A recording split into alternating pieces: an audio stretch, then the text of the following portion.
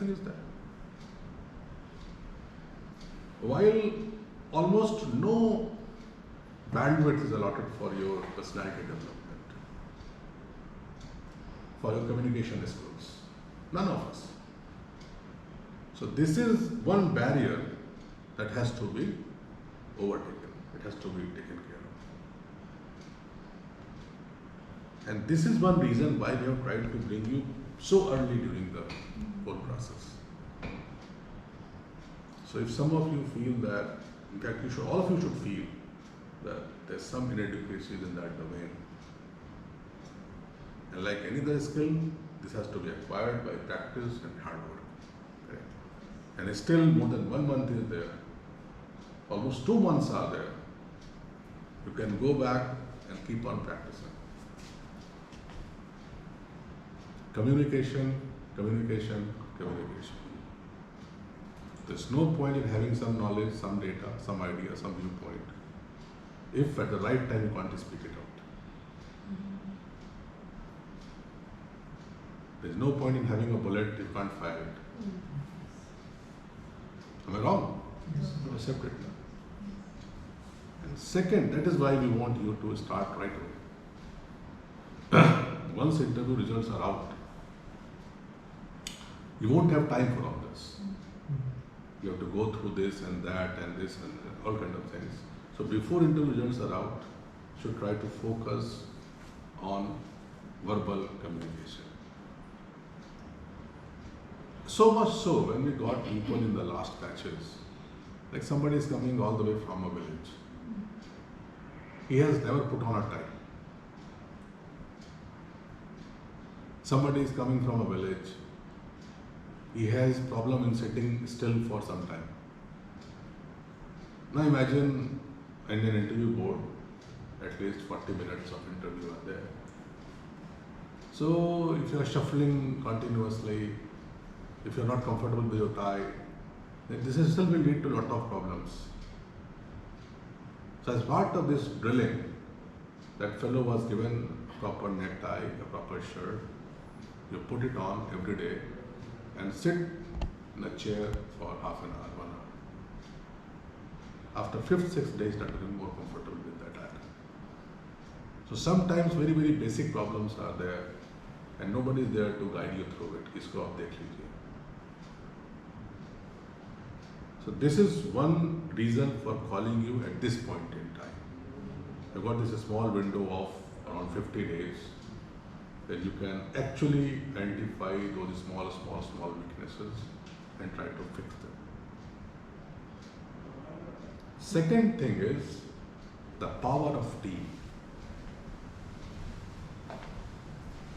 When you interact as a group, then you become not 1 plus 1 is equal to 2.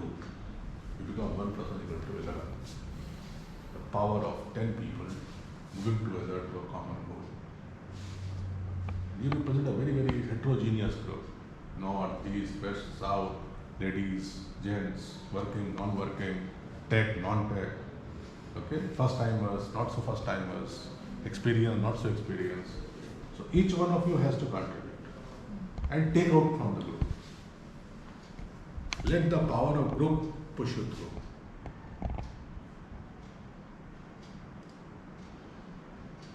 जो informal learning होती है इसको हम लोग बहुत महत्व देते हैं. In a formal setting, only this much can be done. Our belief is, our viewpoint is, our thought is that informal settings are the places where real learning takes place. Peer learning is very, very important. Hence this group behavior and this group dynamics. Hence all big companies of this world try to make teams out of individuals. So now you 10 people are a team.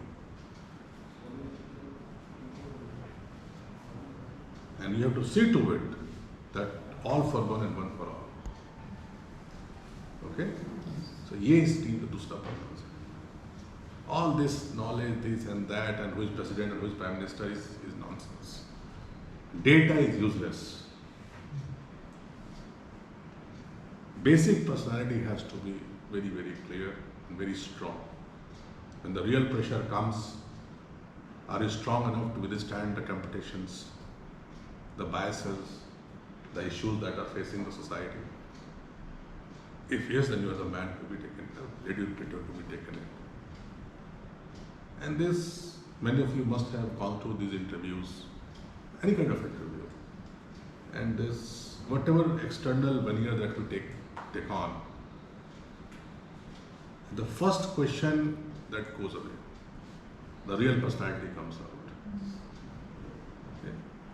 And if the real personality is selfish, is lacks confidence, lacks self-belief, then you really can't do much about it. So the basic advice as someone who has gone through it all will be to improve fundamentally. The real version of you should be very, very good. Just for the sake of interview, I acquire certain good traits from somebody else and try to project them as my traits. This is not right. The real you should be a good person, a nice person, who is reasonably well versed with society. And if you can do it, then you are in. That's my promise. So this was what I wanted to say as introductory thing. Now you can ask questions in case you people want to.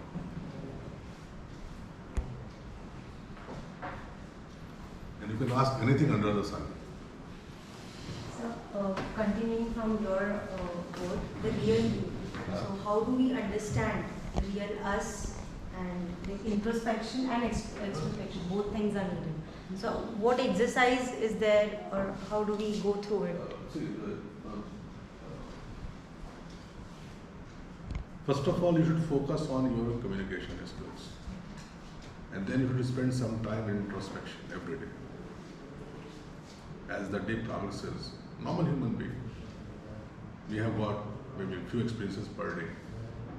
Okay. So how you reacted to those situations? Was it optimal? Was it the best? So every day you should improve data. Then one day, after maybe, if you observe yourself very closely, you will find that after 10-20 days, आपका अपने आप निखार आना शुरू होता है.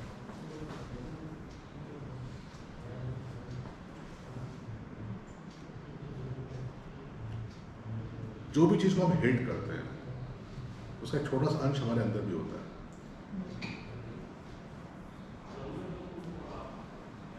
हमको लगता है कि we should not be hypocrites, but are we not? Am I not personally hypocrite?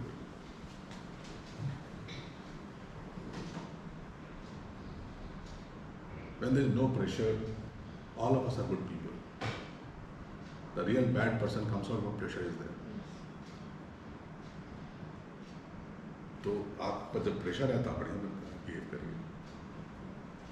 Even if you lose, especially if you lose,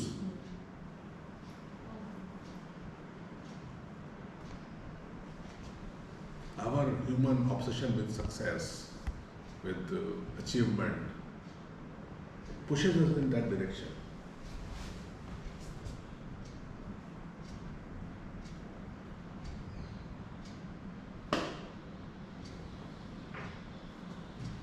आप लोग पूछे कुछ? So most of the time we have been told that we need to be balanced in approach and we need to take middle path. But sometimes situation demand that we need to take a stand which can be against the norms of the society, but for the larger good of the society, that is right in the longer run.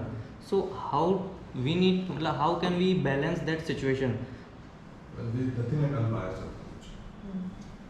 We don't operate in background. Okay. A judge can say, okay, this is the law and let this be followed, even if whatever happens. An administrator is totally different person. So whatever stand you take, you should be able to justify it. Okay. I would like to give you my personal example when I went for my interview. in my DAF, my form, there was mention of this NGO, KVIC, Khadi, and that. After introduction, the first question they asked me was, do you think there should be FDI in handicrafts? And I said no. You can say yes, you can say no, it's your opinion. But whatever you say should be backed up with solid logic. And I said no. And the next question was, why? And then I have to give some example for that. And I gave one very simple example. Like, we all drink Pepsi, soft drink, Pepsi. And to my knowledge, there are three kinds of Pepsi. There is normal Pepsi, then there is fountain Pepsi, and then there is that Diet. diet Pepsi. And then there are 3-4 kinds of packaging, from 2 liter one to maybe 200 ml can kind of thing. Thus, by having these 3 kind of products and 5 kind of packaging, Pepsi can serve entire country, from Kashmir to Kanyakumari, from Gujarat, Rajasthan to maybe northeast, all places, urban, rural, everywhere. On the other hand, in India we have mango pickle being made everywhere, and no two are the same. So the beauty of Indian system is diversity, and beauty of Western system is standardization. So once we standardize everything, we can go for modern, this huge production, huge marketing, huge consumption, factory-like setting. That's when FDI